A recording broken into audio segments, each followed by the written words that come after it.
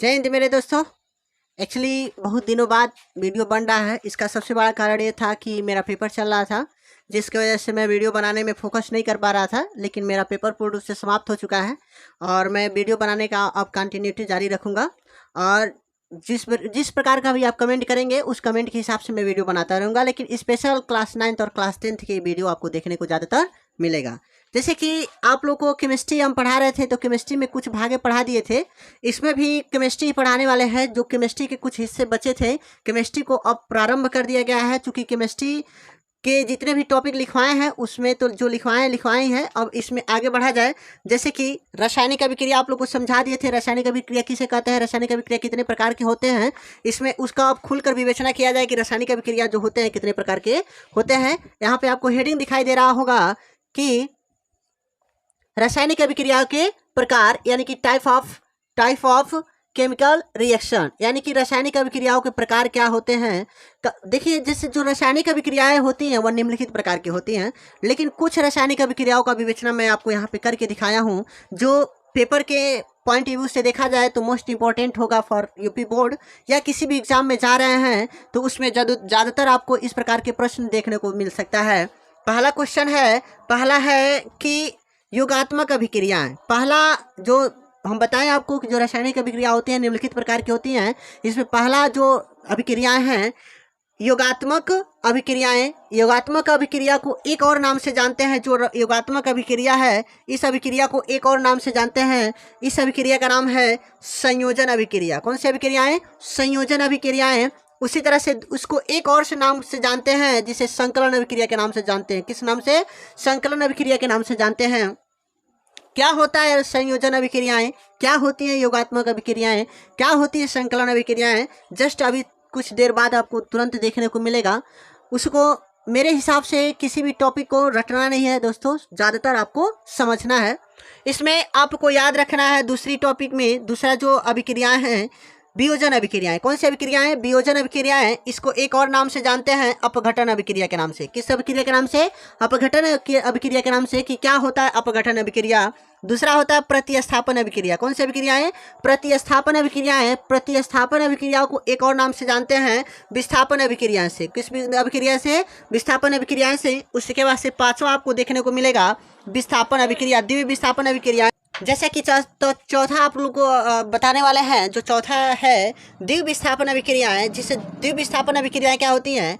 जैसे कि देखिए, योगात्मक अभिक्रिया क्या होती है? योगात्मक अभिक्रिया वे अभिक्रिया होती हैं जिसमें दो या दो से अधिक अभिकारक मिलकर एकल उत्पाद का निर्माण करते हैं। कितने उत्पाद का निर्माण करते हैं? एकल उत्पाद, अर्थात उसमें बस एक ही उत्पाद देखने को मिलेगा। इस प्रकार की अभिक्रिया को कहते हैं योगात्मक अभिक्रियाएं। जो योगात्मक अभिक्रियाएं होती हैं बाबू, यह दो प्रकार से होती हैं। कितने प्रकार से होती हैं? दो प्रकार से। एक होता है, ध्यान से देखिएगा, जो योगात्मक अभिक्रियाएं होती हैं कितने प्रकार से होती हैं? दो प्रकार से होती हैं। अभी इसको विस्तार से फिर से बता रहे हैं कि कैसे होती हैं।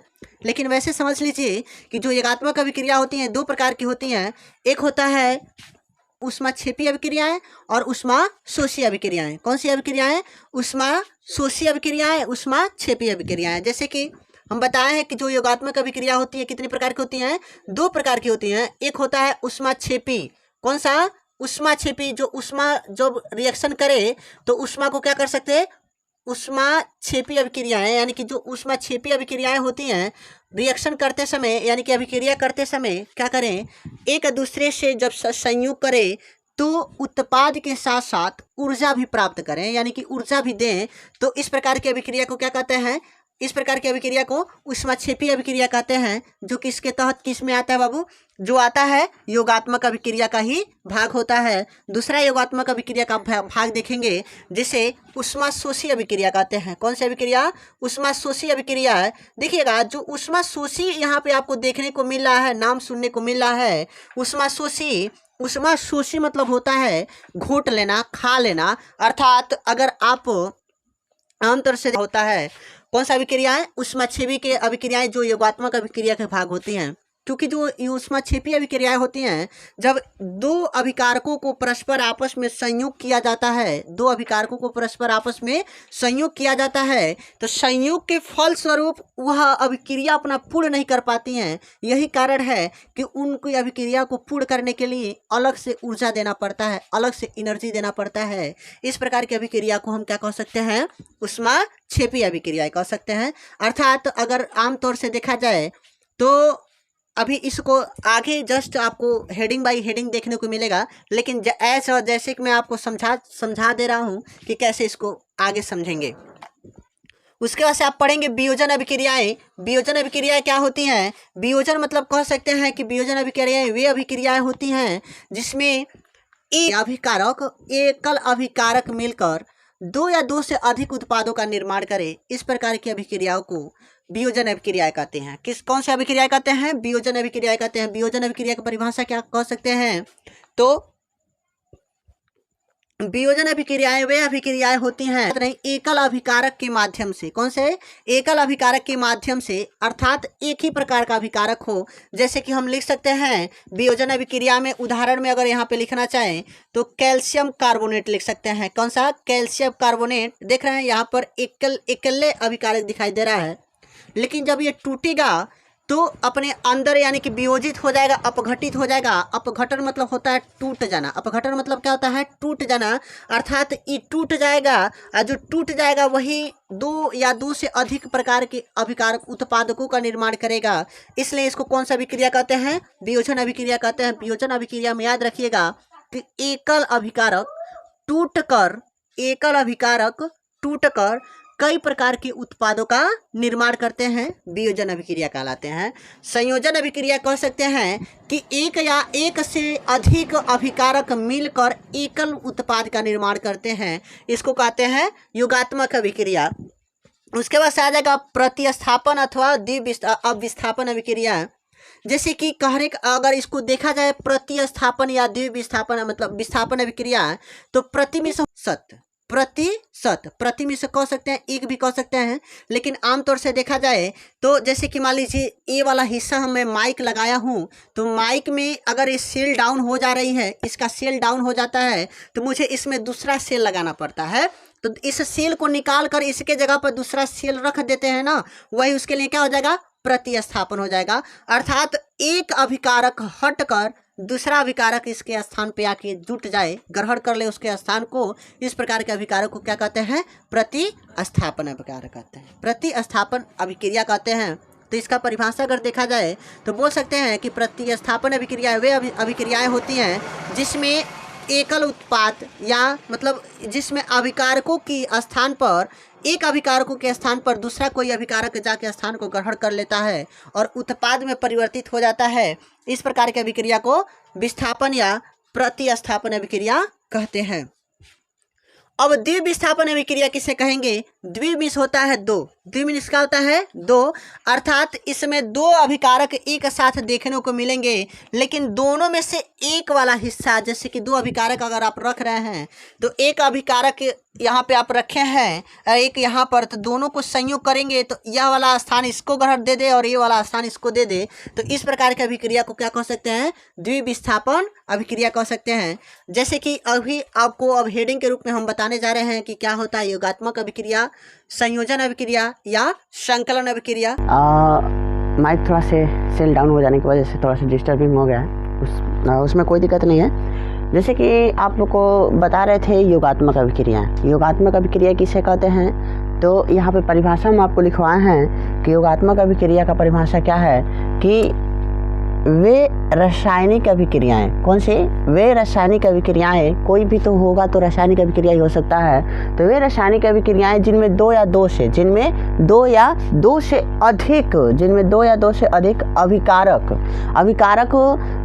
किसे कहते हैं? तो अभिकारक आप लोग को कई बार लिखवाया गया है और पीछे बताया भी गया है कि अभिकारक वे पदार्थ होते हैं जो रासायनिक अभिक्रिया में भाग लेते हैं। तो हम लिखवाएं आप लोग को। इसमें अगर आप नहीं देखे होंगे तो इससे पिछले वीडियो जरूर आप जाकर डिस्क्रिप्शन में लिंक है, जरूर जाकर उसको देख लीजिए। इसमें कहने का मतलब यह है कि हम बोले हैं कि वे रासायनिक अभिक्रियाएं जिनमें दो या दो से अधिक अभिकारक या अभिकारक में, जिसमें कह सकते हैं ये अभिकारक में तत्व हो या यौगिक हो अथवा ये दोनों हो। तत्व भी हो सकता है, यौगिक भी हो सकता है, या ये दोनों हो सकता है। यहाँ पे परिभाषा लिख दिया गया है कि जो योगात्मक अभिक्रिया है यह क्या होता है, इसको कैसे समझें। तो हम आप लोग को बता रहे हैं कि योगात्मक अभिक्रिया वे अभिक्रियाएँ होती हैं, या कह सकते हैं यहाँ पे लिखवाए हैं कि वे रासायनिक अभिक्रियाएँ जिनमें दो या दो से अधिक अभिकारक आप लोग को बताया गया है कि अभिकारक किसे कहते हैं। अभिकारक वे पदार्थ होते हैं जो अभिक्रिया में भाग लेते हैं, अभिकारक कहलाते हैं। तो उसमें तत्व हो या यौगिक हो अथवा ये दोनों हो। तत्व भी हो सकता है, यौगिक भी हो सकता है, अथवा ये दोनों हो सकता है। आपस में क्या करें, आपस में संयोग करके केवल एक नए उत्पाद का, यानी कि एक नए पदार्थ का उत्पाद का निर्माण करें। सिर्फ एक नए एकल उत्पाद का निर्माण करें, उसे क्या कहते हैं, योगात्मक संयोजन अथवा संकलन अभिक्रिया कहते हैं। यह बहुत ही इम्पोर्टेंट है। अगर आप इसको सही से रिवीजन कर रहे हैं और सही से अध्ययन कर रहे हैं तो मुझे लग रहा है कि रासायनिक अभिक्रिया का यह नींव माना जाता है, क्योंकि योगात्मक अभिक्रिया ही एक ऐसे अभिक्रियाएँ होती हैं जिनके माध्यम से किसी भी प्रकार के नए पदार्थों का निर्माण किया जा सकता है। इसलिए सबसे पहले योगात्मक अभिक्रिया पर ज़्यादा फोकस कीजिएगा कि योगात्मक अभिक्रिया होता है क्या। इसके अन्य उदाहरण में, जैसे कि हम उदाहरण इसका लिखवा दिए हैं कि जब हाइड्रोजन को ऑक्सीजन के साथ, हाइड्रोजन गैस भी हो और ऑक्सीजन गैस हो, जब आपस में इसको रिएक्शन करते हैं, संयोग करते हैं, तो यह जल का निर्माण करता है। लेकिन जो जल का निर्माण करता है H2O के रूप में करता है, अर्थात जो जल होता है लिक्विड में होता है। किस में होता है, लिक्विड में। तो आपसे कई लोग पूछ सकते हैं या कोई भी पूछ सकता है कि चलो बताओ क्या होता है जब हाइड्रोजन को ऑक्सीजन के साथ अभिक्रिया कराया जाता है। तो जब हाइड्रोजन को ऑक्सीजन के साथ अभिक्रिया कराया जाता है तो जल का निर्माण करता है, जो किसके रूप में होता है, लिक्विड के रूप में होता है। उसी तरह से आपका हो जाएगा, जैसे कि देखिए यहाँ पर अगर इसका रिएक्शन देखा जाए तो यहाँ पर 2 हाइड्रोजन है, यहाँ पर 2 ऑक्सीजन है। लेकिन जब यहाँ पे अपना आपस में रिएक्शन कर रहा है तो ऑक्सीजन अपना एक अणु को खो दे रहा है, तो यहाँ पर कितना मिल जा रहा है, सिर्फ H2O मिल जा रहा है। इसलिए यह रासायनिक समीकरण संतुलित नहीं है। इसको संतुलित करने के लिए सबसे पहले इसी को कहते हैं कंकालीय रासायनिक समीकरण या ढांचा रासायनिक समीकरण। तो इसमें संतुलन करने के लिए अगर यहाँ पर हम 2 से गुणा कर दें तो हाइड्रोजन कितना हो जा रहा है, हाइड्रोजन 2 4 हो जा रहा है, और यहाँ पे ऑक्सीजन 2 हो जा रहा है। अगर यहाँ पर भी हम इस हाइड्रोजन में 2 से गुणा कर दें तो हाइड्रोजन 2 4 हो जाएगा। उसी तरह से यहाँ पे देखिए क्या होता है जब सोडियम को ऑक्सीजन के साथ अभिक्रिया कराते हैं। जो सोडियम सॉलिड होता है और ऑक्सीजन गैस होता है, तो जब सोडियम को ऑक्सीजन के साथ रिएक्शन कराते हैं तो सोडियम ऑक्साइड बनाता है। क्या बनाता है, सोडियम ऑक्साइड बनाता है, लेकिन सॉलिड के रूप में बनाता है। सॉलिड मतलब जो ठोस होता है उस अवस्था में बनाता है। जब सोडियम को ऑक्सीजन के साथ अभिक्रिया कराया जाता है तो सोडियम ऑक्साइड बनाता है। यह एक किस प्रकार का रासायनिक अभिक्रिया है, तो यह एक योगात्मक अभिक्रिया है। जैसे कि एक रिएक्शन और आपको देखने को मिलेगा कि क्या होता है जब सल्फर सॉलिड को ऑक्सीजन गैस के साथ मिलाया जाता है। तो जब सल्फर सॉलिड को ऑक्सीजन गैस के साथ मिलाया जाता है तो सल्फर डाइऑक्साइड का निर्माण करता है, जो गैस के रूप में होता है। जैसे कि बल है, यह इस समय पीला पड़ने लगा है, इसका सबसे बड़ा कारण गैस को देखने को मिल रहा है, तो सल्फर डाइऑक्साइड है। यह सल्फर डाइऑक्साइड ही है जो मानव शरीर में कैंसर का कारण बनता है।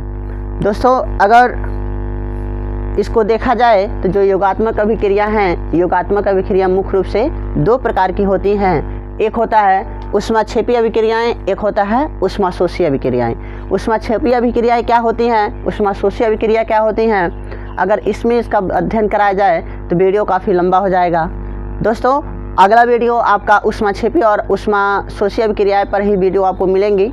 अगर वीडियो पसंद आया दोस्तों तो प्लीज़ वीडियो को लाइक करें, चैनल पर नए हैं तो चैनल को सब्सक्राइब करें, बेल आइकन को ऑल पे प्रेस कर दें और अपने दोस्तों के साथ शेयर करना ना भूलें। मिलते हैं नेक्स्ट वीडियो में, तब तक के लिए जय हिंद।